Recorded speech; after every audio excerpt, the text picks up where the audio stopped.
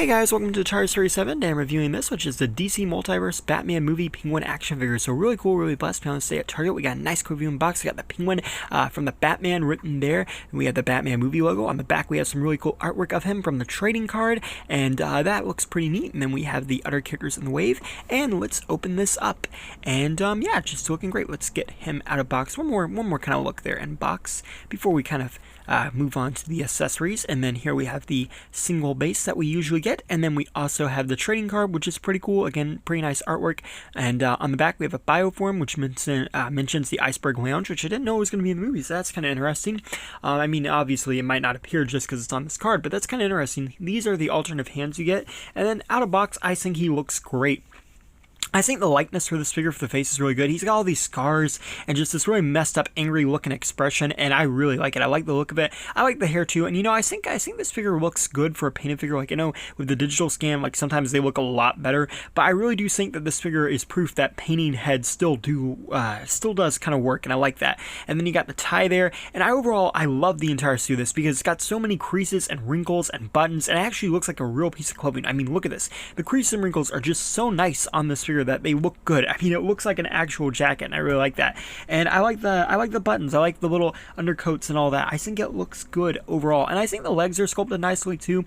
And then also he has the little things, the shoe protectors or whatever that go underneath his shoes. I like that they painted the bottom of them too.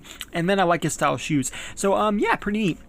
Now, in terms of articulation, he is a little bit hindered, but, you know, he's not the most articulate character in the comics. You got 360 the head and arms. You can swing out the shoulder. You have a 360 rotation there, and you have that little not ab crunch, but the little butterfly joints too, which is kind of nice. You have a single joint elbow, which is pretty neat, and then you have that wrist articulation, and the ball on the wrist is hidden well. There is torso articulation, but it's really hard to get moved. The legs do kick forwards, backwards, and outwards, but they're pretty stiff. There is a single jointed knee as well.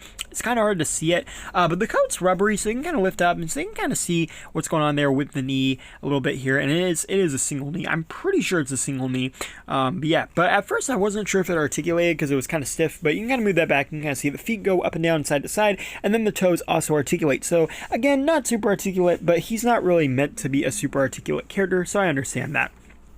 Now, for some comparisons with some other characters they've done, here's a comparison with the Free Joker's Batman. This is actually our first Penguin in the line, so that's going to be interesting, you know, to kind of put him with the comic book figures. Even though he doesn't really fit in, that's kind of interesting. Here's a comparison with Spin Master Penguin figure, and then here's a comparison with the Ben Affleck movie figures, and kind of see how he compares with some of the other movie figures that they've done. And then here's a comparison with the Speed Force Flash, and then here's a comparison with Riddler from the movie. It's pretty cool that we're getting two of the main villains from the movie, you know, in this first wave. I like that Mcfarlane and Spin Master are really going all out for this. I really like that. And then lastly, here is a comparison with Batman from the movie. And again, they look really good. I like the height comparisons, and I'm really excited to see how their roles play out in the movie. Overall, I really like this, and I think they've done a good job with it. Thanks for watching. Please rate, like, and subscribe.